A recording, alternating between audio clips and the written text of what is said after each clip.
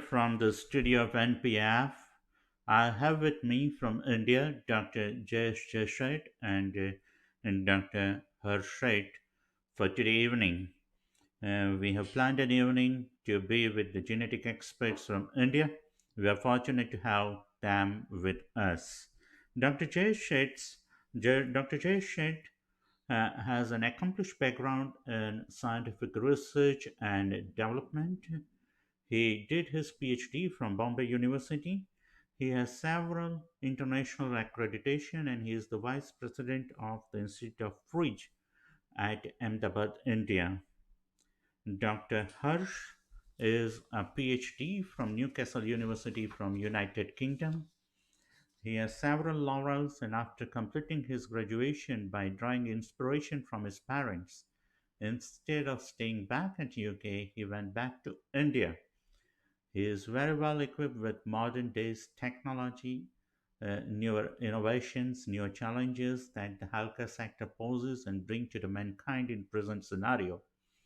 Dr. Hirsch will embolden the audience on the subject of a rare genetic disease, diagnosis, pharmacogenetics, bioinformatics. All these are heavyweight words, too difficult for me to understand. And I will be here monitoring the bite rate, titrate, and the transmission rate so our conversation reaches to you all across the world. We are live on Mixture TV, Africa TV, YouTube of Dr. Hershit, NPAFINC, Twitch TV. I can see people joining on Twitch TV, NPF. All the channels are on, and you can join us either way. You can join us through the Facebook of Dr. Chershit as well as Facebook timeline of Dr. Hershit. So thank you so very much to both of you and not wasting any time further because always when somebody is anchoring or hosting I feel when this guy will complete his preface or introduction and when can I hear this allied faculties. So not wasting any time further, I would like to request both of you to educate us more on genomics and what it can bring to the mankind and how it can help to serve the society as a whole. So Dr. Sheth, I welcome you both. Thank you. Yes, Pranav. We are happy to be here with you. Thanks. And Dr. Harsh? Thank you very much for inviting me today, Pranav. It's an absolute pleasure. Thank you. Thank you. It's an honor to have you with us. So, my question to you is what is the genomics? What is genomics and how it is useful to a common man? Yes. Questions to me or to us? Yeah, either way you can take it. What we will do is we will have first we will have questions for Dr. Jay Shet and Dr. Hirsch will add into that. And when I ask the questions, when after 5 to 6 questions, we will switch over to Dr. Hirsch and you can add into that. So you can start, please. Okay, yeah. Pranav, see, genomic science is not new now. If you remember that when the Human Genome Project was started way back in 1990, there were many apprehensions.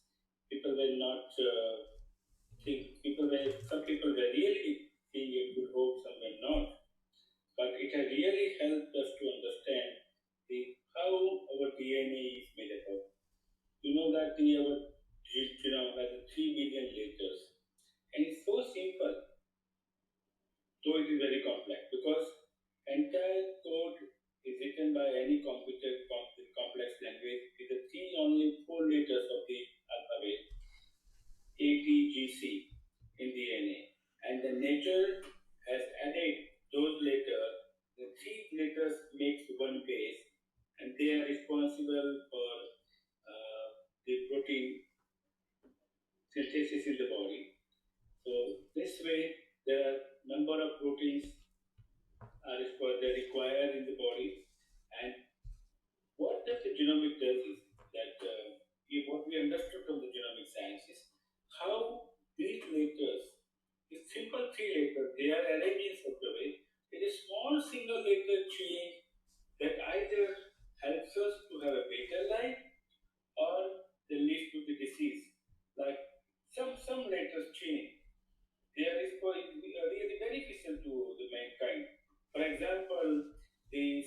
disease, if you remember, or you know, many of you must have heard about the sickle cell disease.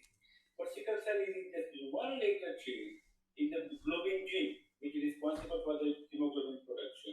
And the change of one later at codon 26 is that response that has given the change, the decrease the hemoglobin production. It changed the RBC morphology in such a way that they cannot carry the mosquitoes. So in a way that the people who live in the forest area, post jungle area, is to protect them from the mosquitoes. Nature has given them this single layer chain and sickle cell disease. So in a way, those who are sickle cell, they don't have the malaria. Similar way, the like see, if you ask why, many people ask, why do you have a healthy lifestyle? If you know that the healthy lifestyle is really helpful for to keep us healthy. Not only that, the healthy lifestyles keep our DNA also healthy. If, for example, if you were constantly in a polluted area or pollution or elemental pollutions or the or the junk food or the lot of stress conditions, what it does, it constantly damages your DNA. And we know that the nature has made the mechanism to repair itself, self-repairing mechanism for the DNA. But when it reaches to the threshold, that damaged DNA is not getting repaired. So that damaged portion, which we call as a scientist as a mutation, that mutated part goes in the circulation, in the reproduction, the replications, and is responsible for the many diseases. Most common example is the cancer. There are, I think, almost many diseases are like that. So most cancer, even for diabetes, diabetes is not related to only genetics; it's the environmental factors also. So environmental factors, your lifestyles. But you know that there is a genomic predisposition to that. So like I have some genetic predisposition in some of my genes, which confers me for the sense make me to sensitive for the type 2 diabetes or type 1 diabetes. And then I am obese or I am very lazy and my lifestyle is very irregular, then I am more prone to have the diabetes as compared to those people who have the healthy lifestyle, so irrespective of the defective or the abnormal genes. So this is what I always say that keep healthy yourself, keep your DNA also healthy. Wonderful. So, would you like to add anything to it, Dr. Hirsch, please? Of, of course. So, to elaborate a bit onto this, so genomics is actually a way to understand the DNA itself. And as Dr. Shade said, the DNA is made up of four letters, right? And those four-letter codes for every living thing that we see around us, anywhere from bacteria to the virus COVID-19 that we see today, to all the human beings around the planet. It helps us to understand why we are the way we are. So one might say why people near the equator have darker skin color compared to people living more towards the polar belts. Why some people like certain types of food, why some people don't, why some people are able to digest milk, why some people can't. So genomics is a way to explain all of these variations we see in nature. Okay, even something as simple as a beautiful rose flower compared to a sunflower, why do they look different? All of this is encoded in the DNA or the RNA, and all the variations of these four letters code for this beauty that we see around us. So genomics, in my view, is a way to understand the beauty that persists in nature. Now, that beauty can be as simple as a flower, or the way a leaf looks like, or a human in fact. Okay, every single thing that we see living today boils down to our DNA. That's a fact. And genomics helps us to understand that. Not only that, genomics is a way to understand where we come from. Funnily, all human beings on the planet share 99.9% of the DNA. Or to put it in simple words, everybody across the world are each other's cousins. Some might be very close cousins, some might be very long distant relative of each other. But if I were to scan back long enough, we are all cousins of each other. Even the viruses, the bacteria, we have all had common ancestors once upon a time. And it's through the lens of genomics that we get to see this beauty, this symmetry in nature. So that is what the true purpose of genetics or genomics is. Over to you, Pranav. Thank you. Thank you. Very well articulated, Dr. Harsh. Uh, not only you drew inspiration, but you drew a lot of talent from both the sides of the parent. I saw them at the peak of the career, sometimes 20 years back, and they were equally articulative and very knowledgeable. Dr. Jayesh Sheth and Prani Sheth. Thank you so much for being with us today. My next question to you both is that what are the technologies to be used for conventional genetic disorder diagnosis? Yes, Pranav, I think that's very important because we know that we talk about the complex genomics. Everybody, the moment we hear the genetics, people start static. It's very complex. We don't understand, even the doctors also. No, it's not so. Uh, you can divide the genetics investigations or the tools in three different parts. One is just like you see the whole country, so you look at the chromosomes, that you see the entire part of the chromosome, where our DNA, just packed in that. Each chromosome, there are, as a human being, we have 23 pair of the chromosomes. 22 of them are the autosomes, and then the two other chromosomes are the sex chromosome, XX in the female and XY in the male. And each chromosome has got around 700 to 1000 genes. So the primary investigation, like for example, some child has got a very dysmorphism or the mental retardation or has the delayed development or he has the delayed milestone and the facial face like Mongolism. So you don't require the very sophisticated investigation. Just simple investigations like a chromosome study, what we call a cytogenetics. So because these children, they have one extra copy in chromosome 21. That's called trisomy 21. Same way for, so in short, we can say that when you decide that the chromosomal disorders, where you look at like the macro, like large deletions or the duplications or rearrangements, you can see them. So that is the primary. Secondary again, you want to look at some part, like I have come to India, but I want to visit some city in India, like I want to visit Delhi, or maybe I want to visit Gujarat and then see that the particular states. Then it is like just look at the different molecular, it is called molecular studies. So what you do in those cases, you actually you take the DNA, isolate the DNA or the RNA, and then to identify any specific changes in the code language. As I said earlier, that in the like ATGC or like ATC or CPC, and then T is replaced by some other letter, T is replaced by A. So that's how we get for molecular study.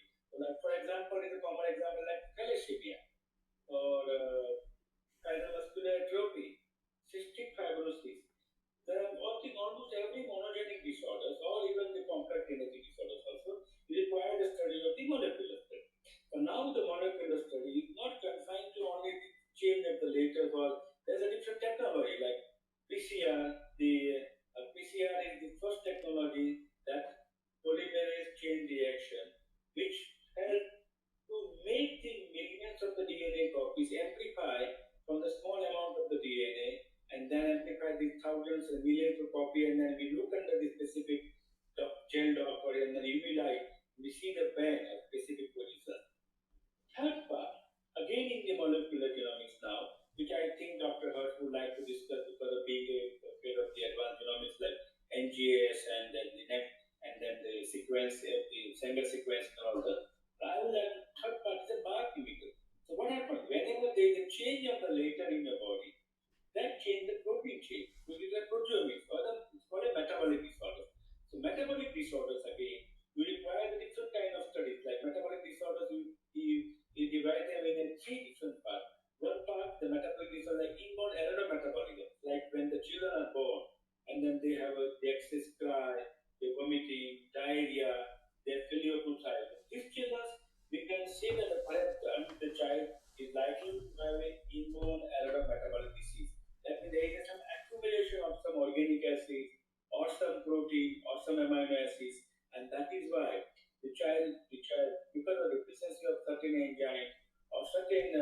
because of the defective genes.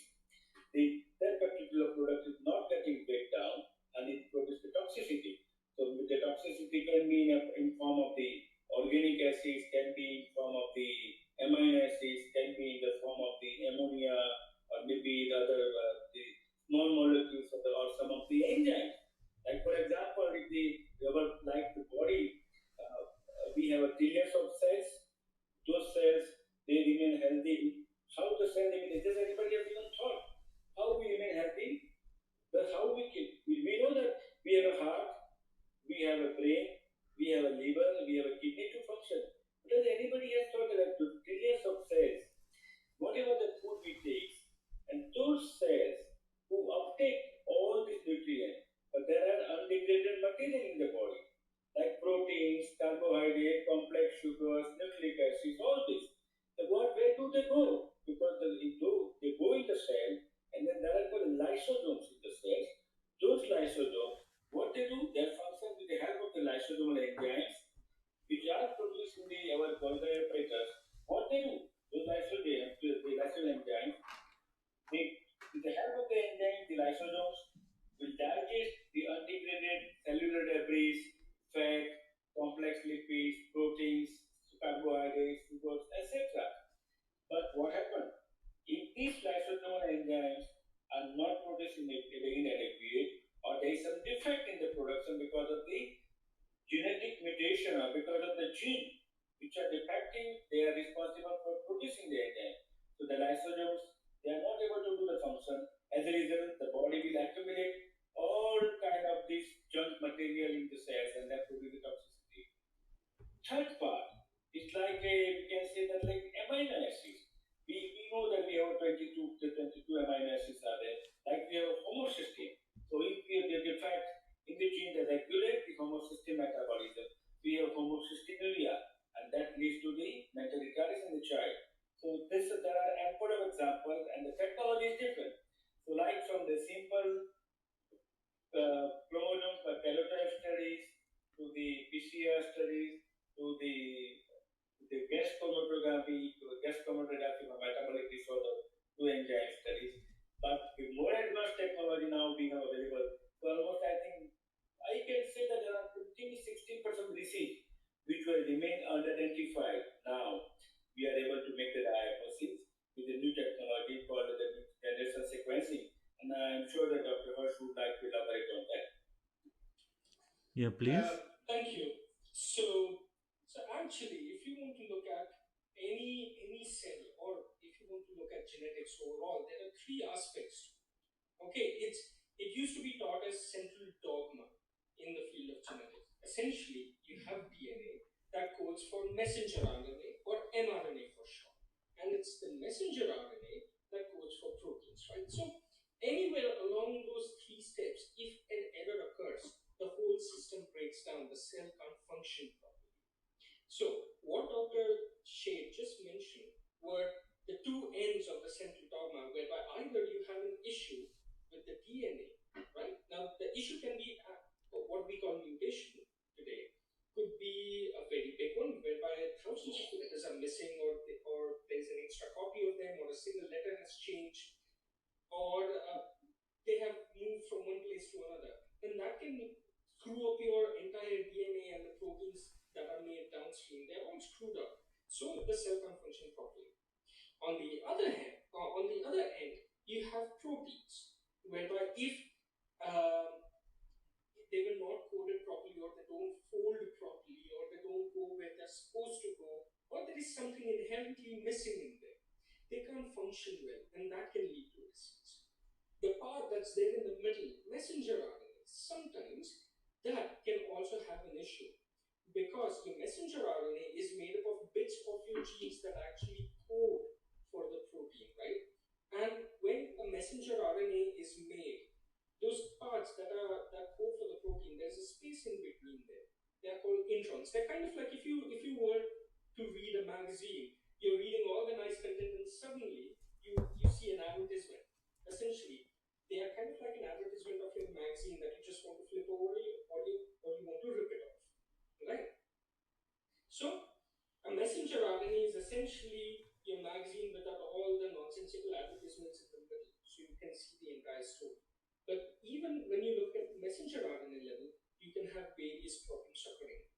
messenger RNA may not be able to go to the place where it's supposed to go to make the proteins, or parts of your story that's there in the magazine itself. If we were to take the magazine analogy, they are missing, or the story has changed altogether, because of which that messenger RNA is completely nonsensical. And because of that, you can't make protein, and the cell breaks down. There are overall 8,000 different diseases that genomics or genetics deals with. And all those diseases can be categorized in one of these three parts of the central dogma. There is either an issue with the DNA that then leads to a faulty protein. You can either have an issue with the messenger RNA, whereby either it's not produced in good enough quantity, or there's a mutation sitting in the messenger RNA because of which a protein is not being made, or overall the protein in itself is not functioning properly due to one reason or the other. Now that can be due to some nutritional deficiency as well. Okay, so genomics deals with all of these diseases.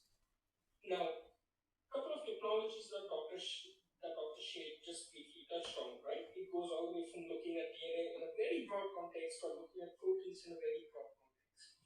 There is one technology, however, that kind of bridges the part in the middle. That is next generation sequencing. Okay, or NGS for short. It's one technology that came into market in 2006, and since then it has been the dominant force of diagnosing rare genetic diseases. Essentially, it's a very fancy way to read every single letter of your DNA or RNA or even protein, right? And all you want to say is, are the letters there, or are they in the correct sequence that they are supposed to be? Because if they are not, then that could lead to a disease. Now, along with this technology, there's a whole branch of technology that has come up called bioinformatics. Essentially, it's a computational infrastructure that helps you analyze the plethora of data that is chucked out by this technology, and you need to be able to harness it and understand it. And today, a lot of these diseases are being diagnosed because of NGS technology and its ability to bridge DNA, mRNA, and protein. Over to you, Pranav. Wonderful, very well articulated, Dr. Harsh. There was a bit of feedback coming from the listener that voice is a problem. This is the best voice we can generate through our transmission, and I would urge you to stay closer to the microphone. But sometimes we get Sure.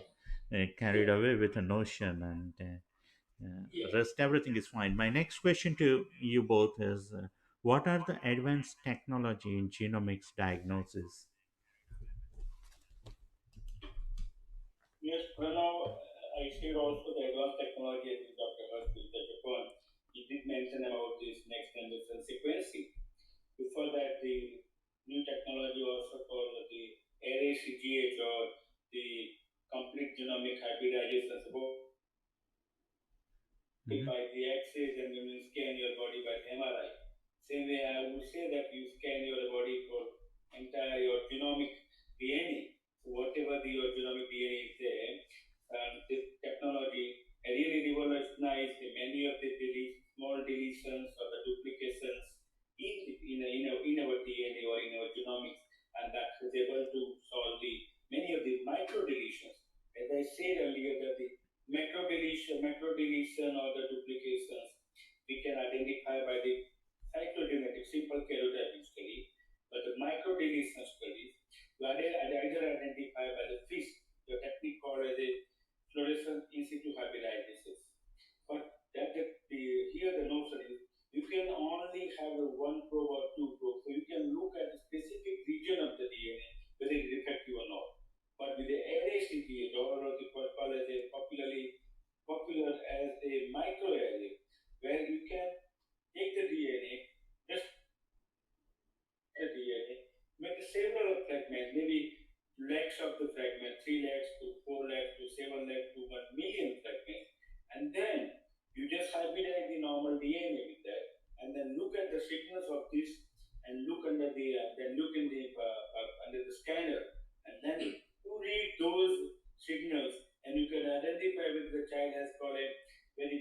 microdeletions in the genomic.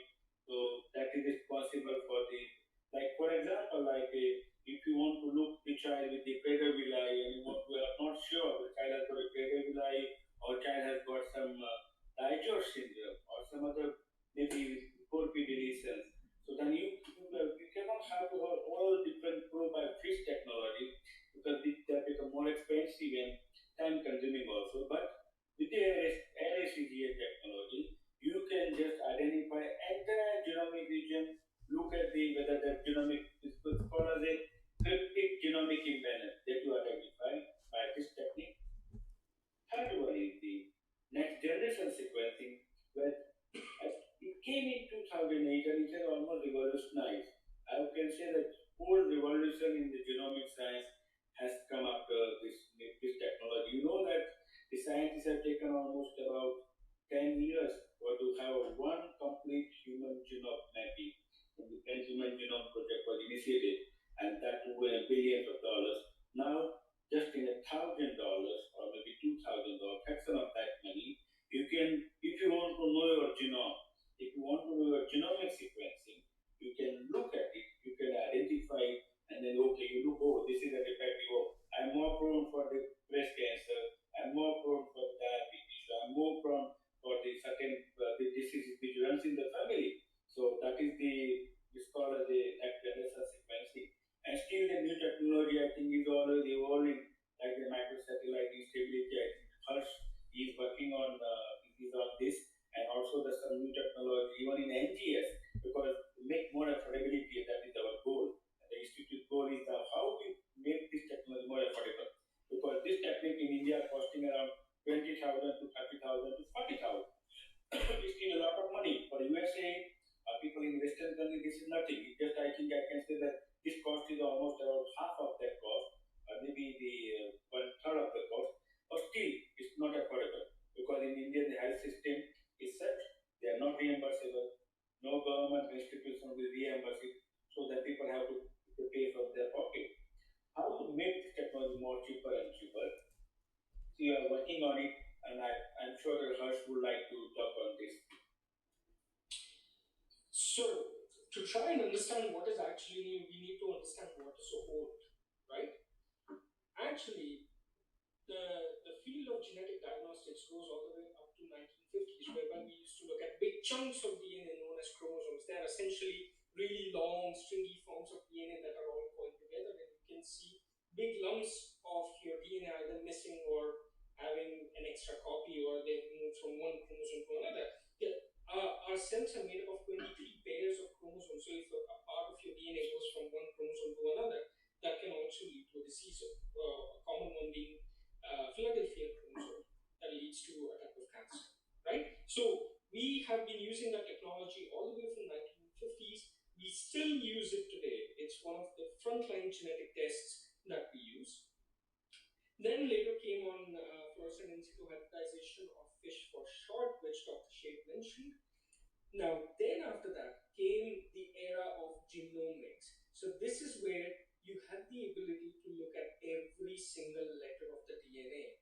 Now, obviously, this technology has been around since the 1980s. And Fred Sanger, who is one of the pioneers of this technology, was based in Cambridge at that time, really led the revolution in the field of genetics and genomics. And the simple idea was if you were to look at single letters of your DNA and see whether either they have changed or they're missing and there's an extra copy of them, that could also lead to the disease. So since 1980s, there were two technology that dominated the market. Number one was called Sanger sequencing. So essentially, you take 500 letters of your DNA and you read them one letter at a time. So you read 500 letters in chunks, right? And that is the same technology that was used for the Human Genome Project, whereby we read all 3 billion letters of the DNA. The problem with this technology, however, is that it takes years to read an entire human genome, right? And that is why Human Genome Project took 10 years to complete. Later on came microarray. This time, however, you pre-selected the letters you wanted to read, and you could read anywhere from 60,000 letters to 100,000 to even a million letters at a time. And and you simply ask the question whether a letter is missing or has changed. And through that, you could deduce whether a person has a given disease or not. Okay, and it's the same technology that was also used to measure how two people are related to each other. In 2006 came the technology that we call today next generation sequencing. It's also broadly known as third generation sequencing. Essentially, you read bits of your DNA, 100 letters at a time, very, very quickly, and you can read millions of those pieces of DNA at the same time. You then feed that data into a computer, and the computer helps you to analyze which letter has changed or is missing, or there is an extra copy of that.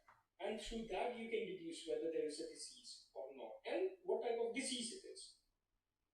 Following that, a new form of NGS has come that emerged somewhere around 2015, 2016. It's what is known as fourth generation sequencing or long read sequencing. And this time, you can read more than 10,000 letters of your DNA at a time. And the beauty of it is now you get to see both single letter differences as well as large chunks of your DNA at the same time. So essentially, it's combining the NGS that we use today versus cytogenetics that was used in 1950s. And these technologies are getting more and more powerful as we go along, and they're getting cheaper at the same time because you can feed in more and more samples simultaneously. One thing, however, that seems to be lacking behind quite tremendously, but it's now that people are waking up and now they're starting to catch up, is the field of bioinformatics, whereby you learn to handle large amounts of data. Uh, For example, a single run on one of these big, hefty machines would give you terabytes to petabytes of data. And to handle that big data takes serious amount of computing power. Um, and this is one area of the field of genetics that is going to be the dominant force as we go into the next decade. Over to you, Pranav. Thank you so very much. Sorry for getting a bit distracted during course of this proceedings. I need to monitor different channels and the feedback coming on social media as well, dear friends. This is the best version of the live transmission, multi-track, multi-channel transmission that we can bring to the audience. We are live on Mixture TV, on Periscope TV. All the links are posted on social media as well. So if you are finding difficulty over Facebook or a YouTube, you can switch over to Mixture TV or a Periscope TV, Africa TV. There are multiple links posted on your social media. Here, everything is running as smooth as it could be.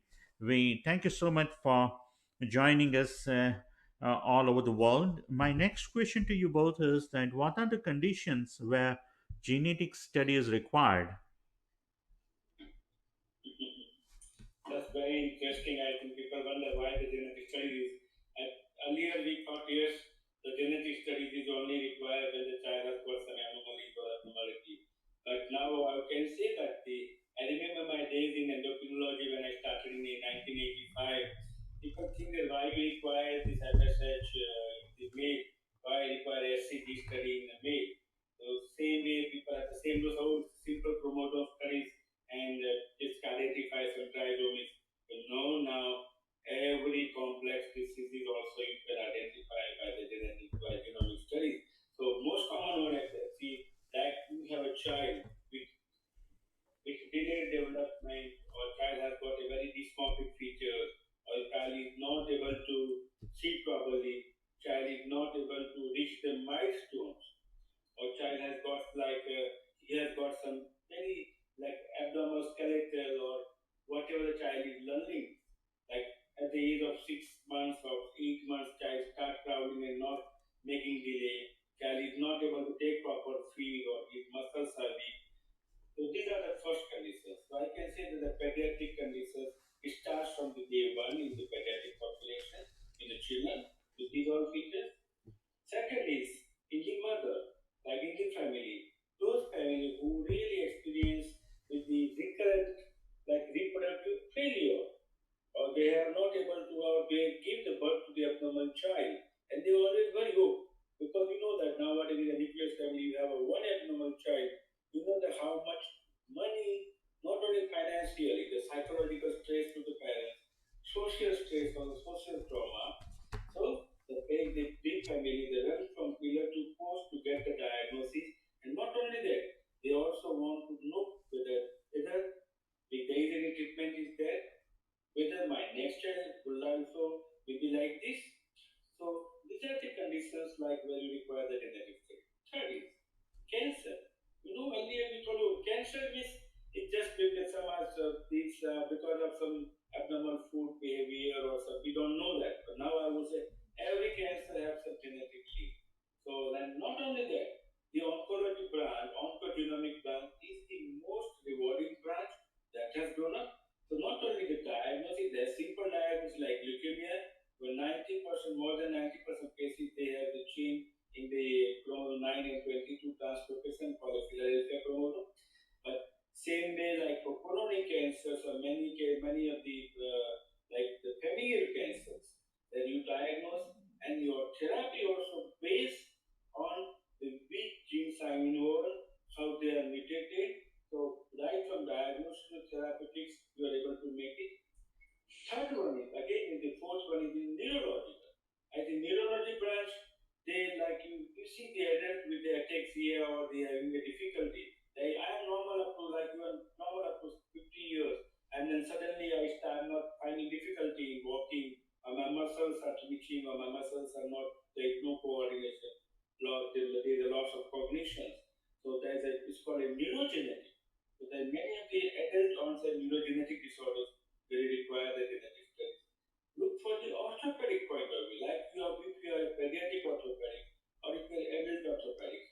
And then if you see the child with skeletal dysmorphic features, skeletal abnormality, like I know that we have one family where the last family they have got a skeletal dysplasia, epiphyseal dysplasia, and we are looking at those family. Then generation of the family with many of the one or two members, every members in the family, they have this epiphyseal dysplasia, and then we try to identify which is responsible for this because you know that a country like India, we have consanguinity is there, and if there is no consanguinity, there is a lot of endogamous population. So because of the endogamy also, like certain mutations which are more prevalent. So for example, we know that a common example like for thalassemia.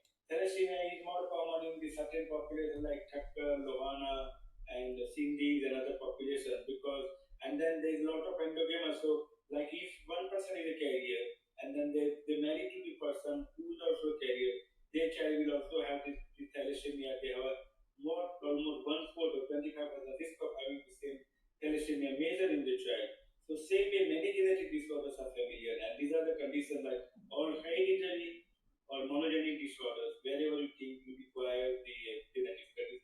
Similarly, you have a children with mental retardation. Many of the family, you see the children with the mental retardation, and you don't identify the common cause. What is the cause of the random? Some of the family we have seen that there were three children, four children. Can you imagine the family with three or four children with mental retardation? What is the situation to parents?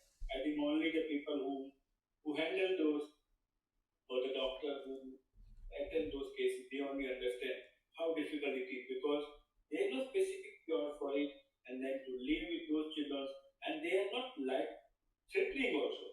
So then they grow up, the children, they become adults, and then but they don't understand.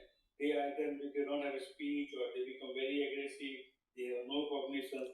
So these are the conditions where you require the genetic study. Again, like the complex genetic complex, you can say like diabetes, cardiological disorders.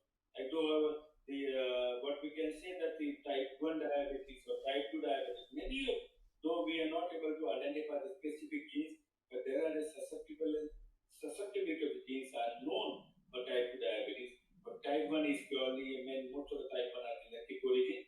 So this is what also we can this is useful. Not only that, it is useful for diagnosis, but it is also useful for telling the treatment for type 2 diabetes. Even for like those who are familiar, sudden cardiac death, or those like arrhythmia, or maybe the cardiomyopathy. So many people have the cardiomyopathy in the family. So here, the genetic conditions is there, and you how to identify the cause of that. So how it helps once you identify the cause, either you are able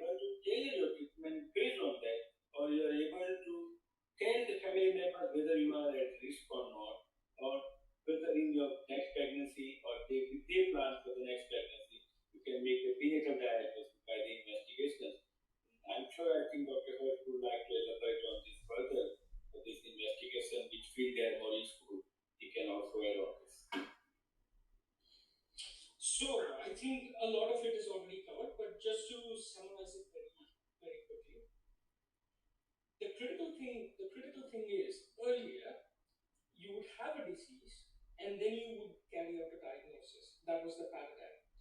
Nowadays, it's going in the opposite direction, whereby through the power of genetics, you can actually look at the DNA and you can say what is the likelihood whether this person will have this disease or not. And more often or not, there are two arenas whereby this particular understanding has come into fruition. One is the field of neurology, whereby we talk about having the risk of Parkinson's or Alzheimer's or dementia.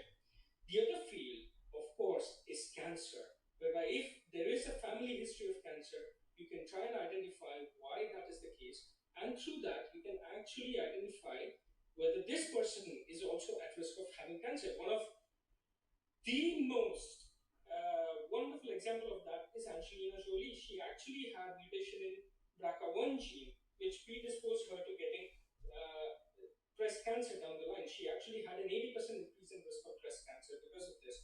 And nowadays, of course, there are many interventions that one can use to try and reduce risk of these diseases as we go along.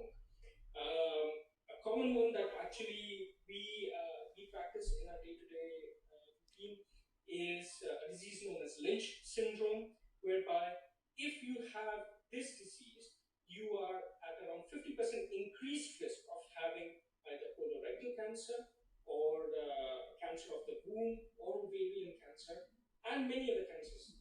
But now, if you are able to be identified early on, then there are many interventions such as regular colonoscopy, taking regular aspirin as well, that can reduce the risk of cancer substantially as you grow in age.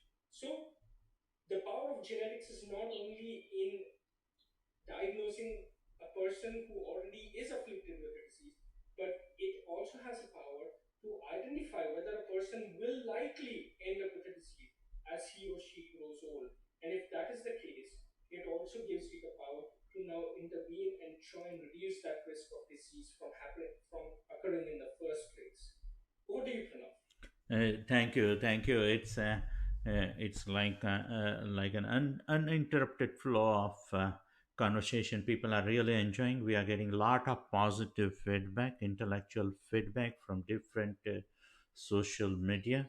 Thank you so very much for your time to both of you in particular. My next question to you is what we make a designate baby by genomics technology. All these are very new to me as well as to the audience. So your views are taken up in the right spirit, and we are very thankful to you both. Can you elaborate a So, bit more about designate baby, please? so I'll try and take that answer because it always tends to be a bit tricky.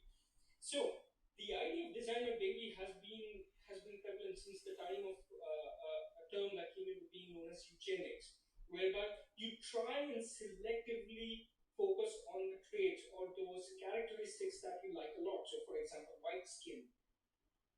If you like your baby to have white skin, you try and breed with people of similar skin color. So you have this. Or, for example, there used to be a time whereby people from upper caste would marry within the same caste, or people from lower caste would marry within the same caste. That was a different form of eugenics, right? And through the word of eugenics came the idea of what is known as designer baby, whereby you select certain traits, and you see, and you end up with a child who has those traits, right?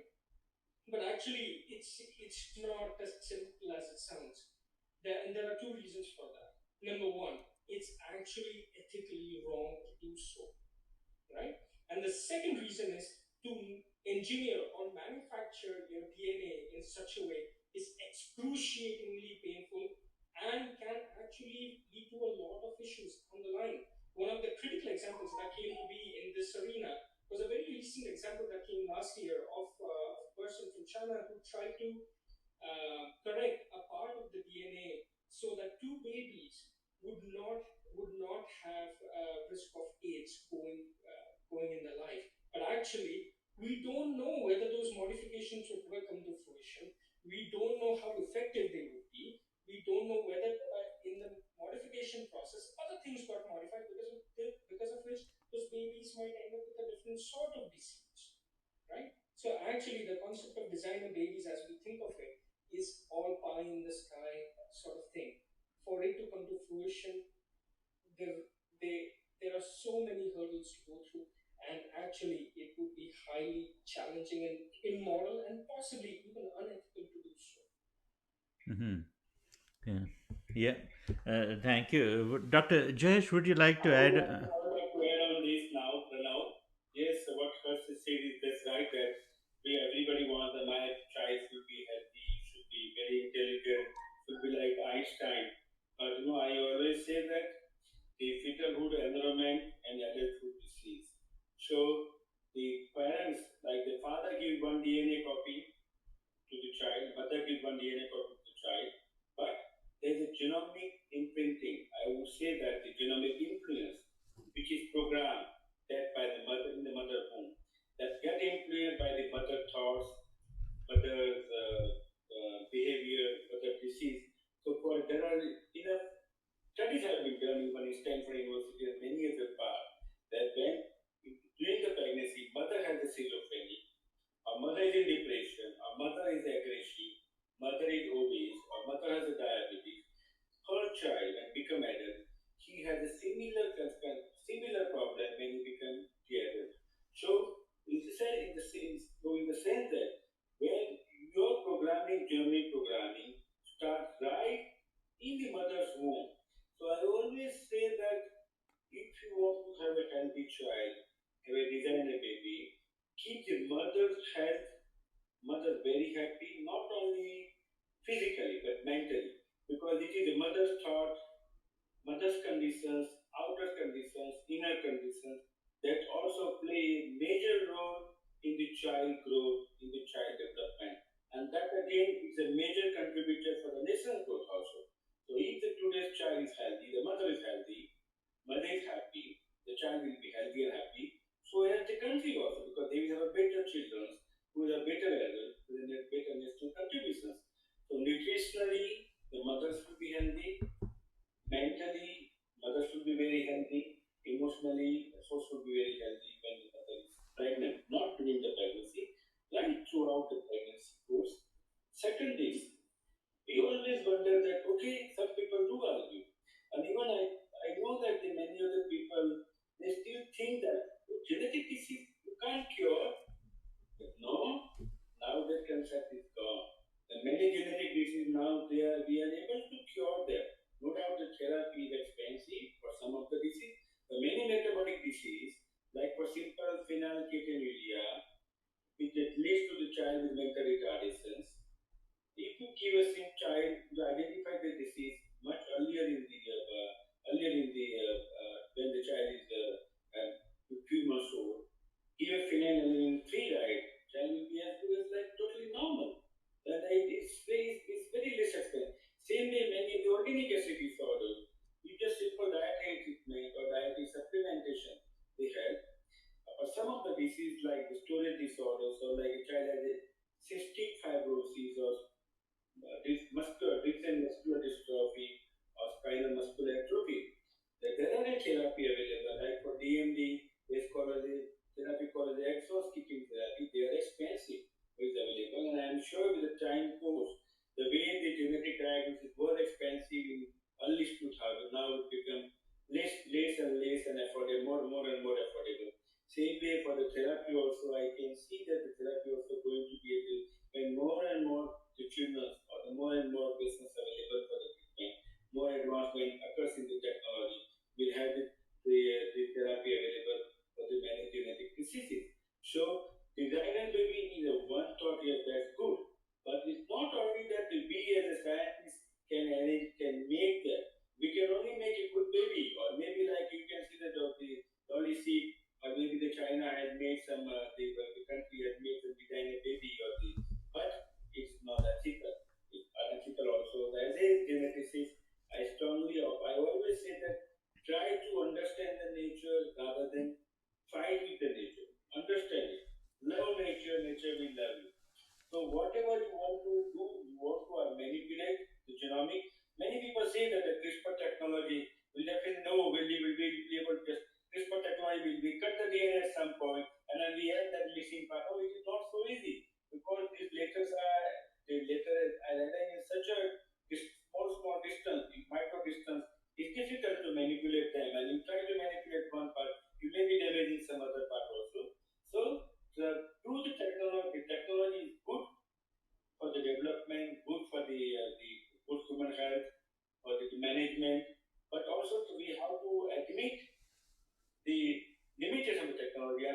I'm sure that whole world has realized how limitation we have with the COVID-19, that it has made everybody rich, poor, big, small, everybody has put in the one umbrella. Whatever, I don't care. Let us say I don't care. You don't only thing it taught us, don't fight with me, don't insult me, otherwise I will take that definitely one revenge of that. And we are looking at this COVID-19 because we have been so cruel, it all kind of we keep so much serious, become so cruel to kill anyone we like, and then we eat, and then the virus is taking the toll of it. We know that food, well, it has come from the bait to the to some other source and to the human. So why we have to do that? Try to at least be human being. Like as a genetic scientist, I always say that it is not only the complex genomics also. Complex genomics at the same time you have a healthy lifestyle, be respectful to the nature, know nature, and then eat proper nutritional food. It's all read good books, do meditation, do prayers. Somebody will argue how the meditation and prayers are going to help your genomics. People will laugh at. So I know that some of the people who ask, I said, no, you don't see that. Because when you do a meditation, we know that there are a lot of metabolic changes in your brain. So that helps you in the metabolic, lot of metabolic diseases. Not only that, that helps you your immune system build up. It may not change it, but it build up your immune systems. So that is also important. I would say that the genomic science has taught me, as a geneticist and as an endocrinologist, have taught me the many lessons of the life, how small we are. So I always try to understand the thing why nature has done this rather than challenging it and then try to solve it. This is why I think Harsh may differ with this, but this is what my view that people may differ with That this. happens. That happens. To have two intellectuals from the same family under the same umbrella. Till such time, I was very busy with managing bandwidth, so I could not pay attention to my dear viewers. This is Pranav, and we are in the last leg of the presentation. Still, we have 25 minutes on hand. There will be some questions pertaining to expertise that Harsh brings all the way from United Kingdom, and now he is residing in India. So there will be some pertinent questions which I would request Hers to take it on and elaborate. Still, we have 25 to 30 minutes on hand, Dr. Hirsch. And Okay. what is, and these are the burning issues, and you are definitely well equipped with the modern days technology. Of course, so as Dr. Jayesh said too. But we would like to have your inputs on the hereditary aspect on carcinoma.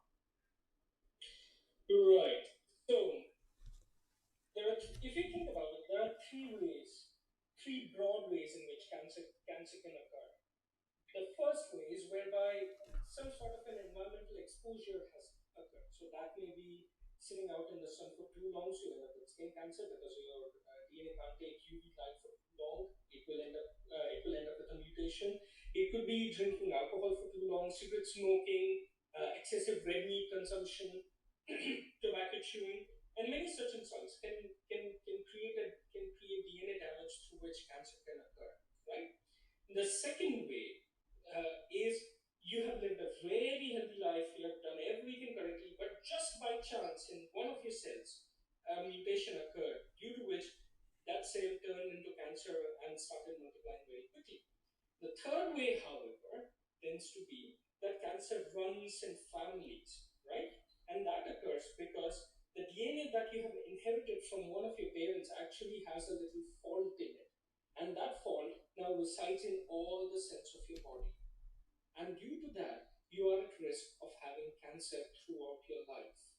Now, the best example for this tends to be Angelina Jolie. But there's one type of hereditary syndrome, that cancer syndrome, that really got attention in late 90s and now tends to be a dominant cancer syndrome, is called Lynch syndrome. Because that's one syndrome in which you have risk of multiple types of cancer increasing throughout your life, right? And it happens because your DNA, every time it makes a copy of itself, it creates some errors here and there, right? You're trying to copy 3 billion letters, obviously you're going to make some errors somewhere. So you have an error correction system. Just like in your Microsoft Word, you're typing something and it says, hey, look, itself. In the same way, your DNA has an autocorrect system. Now, in people who have Lynch syndrome, that autocorrect system doesn't work properly. And because of that, as you grow old, these errors are not getting repaired anymore. And they turn into mutations. And because of that, cancers of the large intestine, endometrium, ovaries, Hmm. breast, stomach, liver, esophagus, they all start increasing quite quickly. Now, identifying these individuals from the get go is very, very important because if you can, there are many strategies out there nowadays through which you can actually reduce your risk of cancer. It can be something as simple as visiting your doctor every couple of years to get colonoscopy done or get ultrasound scan done of your endometrium to something very cheap and cheery as taking aspirin regularly. There was a study that was done very recently, literally 2 weeks ago. It got published in the second biggest journal in the world called Lancet. I was one of the co-authors on it, whereby we showed that people who took aspirin for 2 years had reduced risk of cancer by up to 50%, 20 years down the line. That's absolutely substantial. So, aspirin, something as cheap as chips, and you can readily buy in the market, could help you reduce your risk of cancer. And the third strategy is surgical intervention that can also be taken to reduce your risk quite dramatically. So identifying these cancers or these individuals early on is the key, and through the power of genomics, we could do that today. What Oh, do you think? wonderful. And my next question to you is yeah, cancer is always a subject of interest to all the viewers. Once we start talking about automatically TRP and attention of everyone goes higher and higher. Everybody would like to know more about that particular segment of a disease, which obviously does not offer the remedy it should have been. But what would you say to what? How can they be detected? Can you elaborate a bit more about that, please? Right. So there are two ways that you could detect a person with Lynch syndrome or any hereditary cancer. One is simply by asking them what is your family history, right? Because if multiple people in the same family have same type of cancers, then you know that there is a good chance that this person would also have it, and you can carry out a very simple genetic test to see whether this person harbors a mutation that can increase risk of cancer as he or she grows old. The other way, however, is slightly more convoluted because nowadays people may not live in joint families, they may not even have the family history information with them. So we look at their DNA in the tumor itself. And there are many tests available to do so. The most simple one of them nowadays that is routinely used is microsatellite instability, and it's particularly used in cancers of the large intestine, your endometrium, ovaries, and so on and so forth. Now, if a patient is young, has microsatellite instability, it's quite likely that the person has a hereditary form of cancer, like I just mentioned a few minutes ago, called Lynch syndrome, right? And if that person has it, then his immediate family members, at least 50% of them, are at risk of having the same syndrome as well. So these are the two broad ways in which you can identify patients who might have these familial cancers. What do you One, think? yeah, wonderful. My next question to you is: can a person with hereditary cancer syndrome reduce risk of getting cancer? If so, then how, please? Because you are well equipped with modern days technology. You just written back from UK from a very recognized university. You will be more equipped than anybody else, and not only me and Dr. Shade, but across Gujarat, the medical fraternity would like to know about. I can see good number of TRP on social media. So, would you please elaborate a bit more about that? Sure. So, as Dr. Jayesh just mentioned very briefly, some of you can actually take very simple modifications without spending a single penny. That is, keeping a very good check on your diet, doing exercise daily, keeping a check on your weight. Because if you are able to control these three things, your risk of cancer, even if you don't have a hereditary cancer running in the family, your risk of cancer decreases quite dramatically. Beyond that, if you are a smoker, or if you take alcohol, or you chew tobacco, or you have excessive red meat consumption, if you're able to reduce it, if not nullify it completely, if you're able to reduce it dramatically, that can also affect your risk of cancer. It can lower it quite substantially. Beyond that, however, if you are known to have a familial form of, if you are known to have risk of cancer due to a familial cancer syndrome, then in that case, there are many interventions available today. One of them tends to be dietary intervention, like I just mentioned. If some interventions differ from cancer type, so if you have breast cancer, going for regular mammogram or ultrasound scan of your breast is extremely important, because if you do find a lump very early on, great, you can take it out.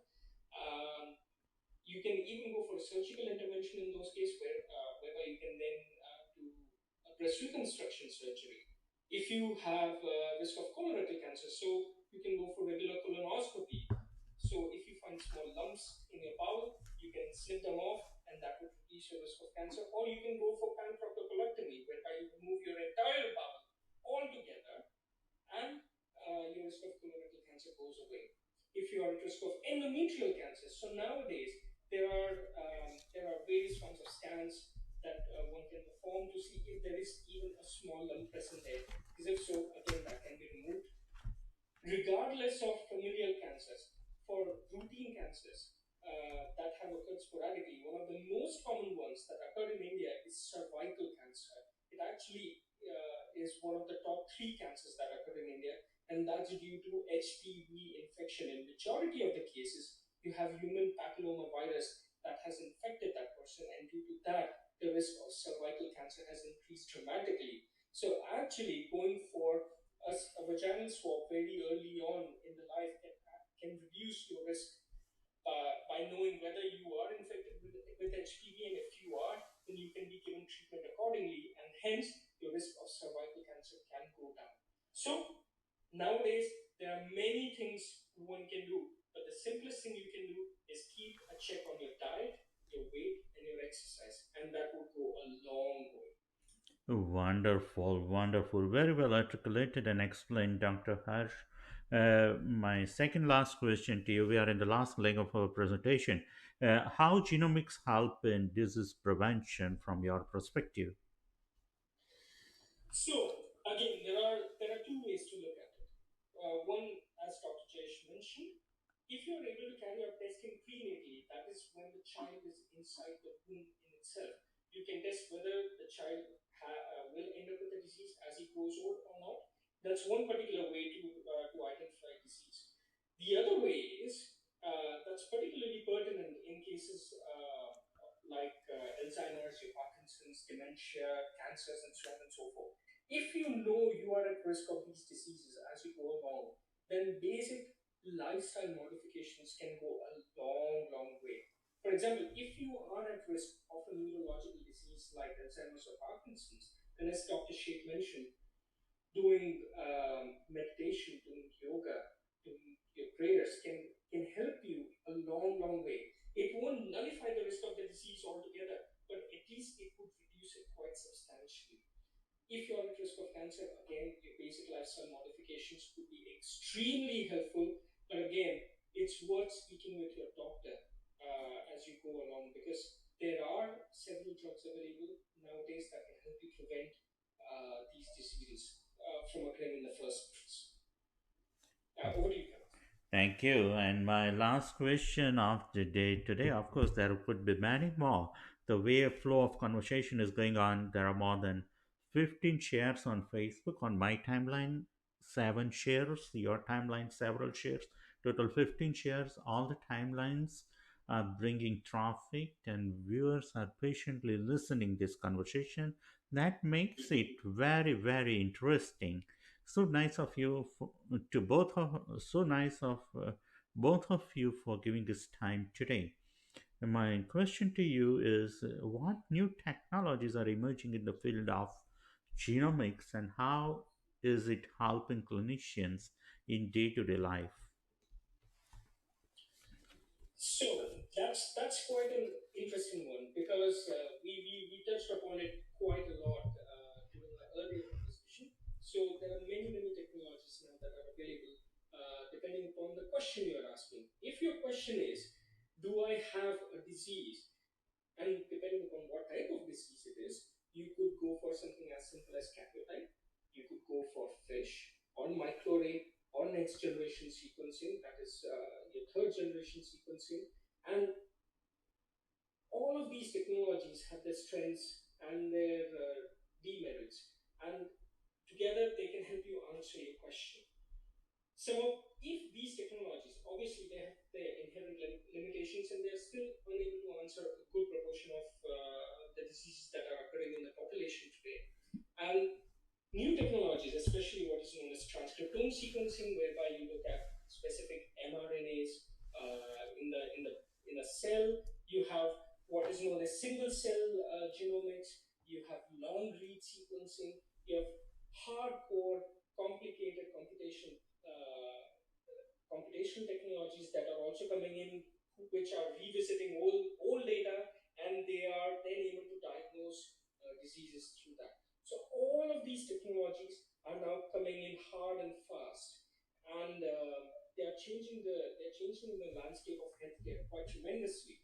One particular technology, however, that is changing the healthcare a lot is in the field of pharmacogenetics, whereby if you're giving a drug to an individual, you want to be sure that this drug is safe and is effective in this person, right? So you carry out a very quick genetic test. It tells you whether this person has a specific mutation or not, and if that person has it, well, then you should not give that drug.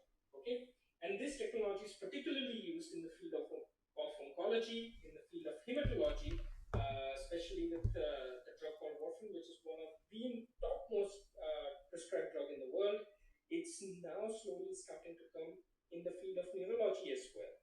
Um, One of the most common examples that we cite is the carbamazepine sensitivity, right? Because if you have a mutation that makes you ultra sensitive to this drug, then you can end up with a disease known as Stevens-Johnson syndrome, whereby you can lose your hearing and you can lose your eyesight. It's an extremely serious condition. And nowadays, you have an extremely cheap genetic test through which you can identify whether the person is sensitive to it or not. And you can give a different drug. You don't have to give this drug. So all of these technologies are slowly starting to come in the market. They're changing the healthcare as we know it. We're not only talking about just diagnosing a disease or predicting a disease. We are now talking about preventing a disease, giving tailored treatments, giving correct doses to people from the very beginning. And it's only through the power of genomics that we are coming to Oh, afford it. very well said. Always it is said, wisely said, prevention is better than cure. And you both today really conveyed a message that is being very interestingly heard by the people all across the world, not only in India but here in Canada as well. Dear viewers, this is Pranav, and me and Dr. Shet go along long way. We have an affiliation of more than 25 years, and if I do not bring it more than 30 years, yeah. And of course, one very important personality today, if I do not remember her from Ahmedabad, this conversation will not complete, and that is Dr. Malvika Benbhat, who happens to be my aunt, and she put me in contact with Dr. Jay Shet. Dr. Shet indeed helped me a lot during course of my career, and they are they are always eager to help the people, help the professionals all over the world. Dr. Shait, I know her right from the childhood, and we were planning to put this event in this format for a very long time. Today, we all are together under the same umbrella. Thank you so much, Harsh, for making yourself available. There will be a lot of questions for the presentation. So, would you please be able to share your contact points if in case people want to contact you? How and which way will they be able to contact you, Dr. Hirsch? I think the easiest way to reach both of us simultaneously would be via our website. Hmm. If you were to go on our website, www.geneticscenter.org, Hmm. you can fill out a contact us form, and the moment you press click, we both get an email, and we both will be able to answer your queries. They can be as narrow or as broad as you like, and we'd be more than happy to answer all of your questions.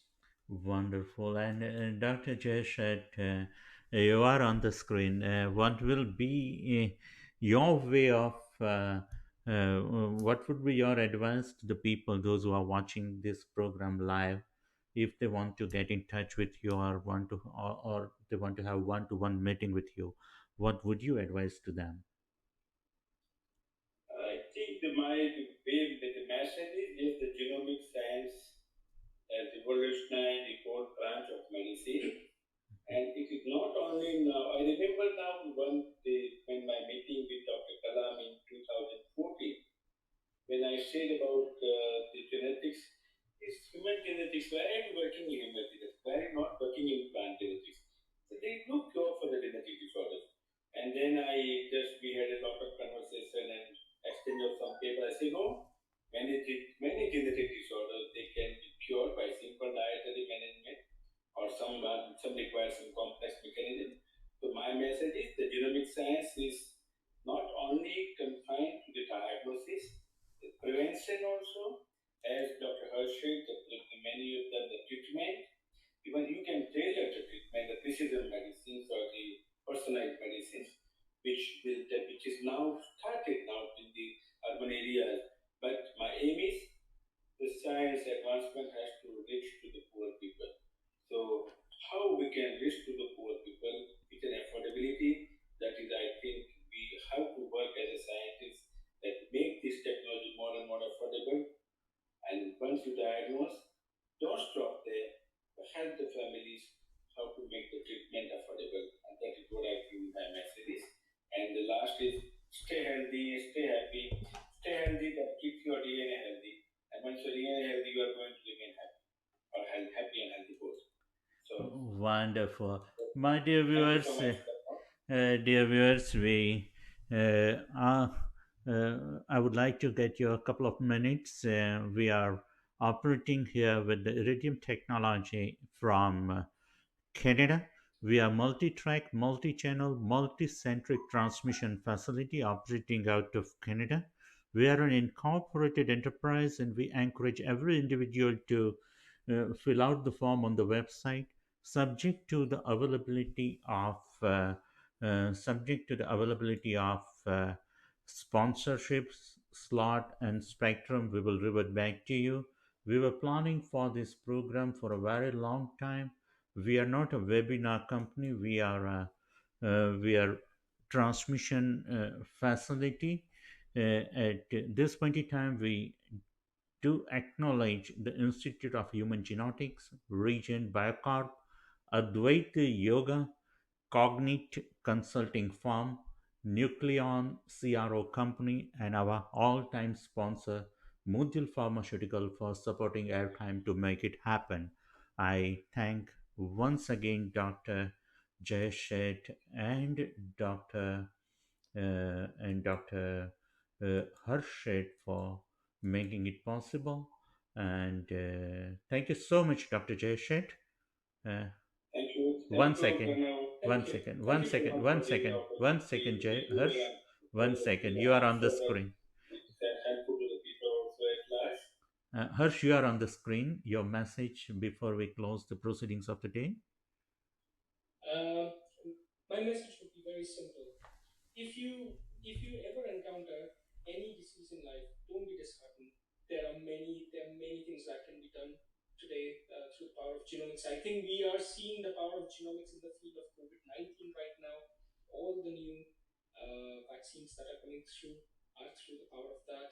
Um, there are many ways you can find help and many ways to keep yourself healthy.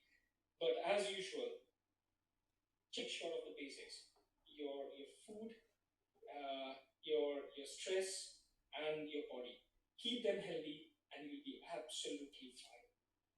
And in the end, if you would like to contact us, please go to our website www.geneticscenter.org, and you can find all the information out there. And if you'd like to contact us, there's a contact us form, and we'd be more than happy to answer all your queries. Thank you very much. I take this opportunity to thank each one of you to be a part of this very successful program. Before we close the proceedings of the day, we are thankful to all the sponsors who supported the event. We are especially thankful to Shed family for making themselves available. And though she is not physically here from Ahmedabad, always Dr. Malvika Kibhat, she is here in spirit and she is always in my memory. I thank you so very much to everyone for making it a grand success today. Thanks. 1 second, please. Thank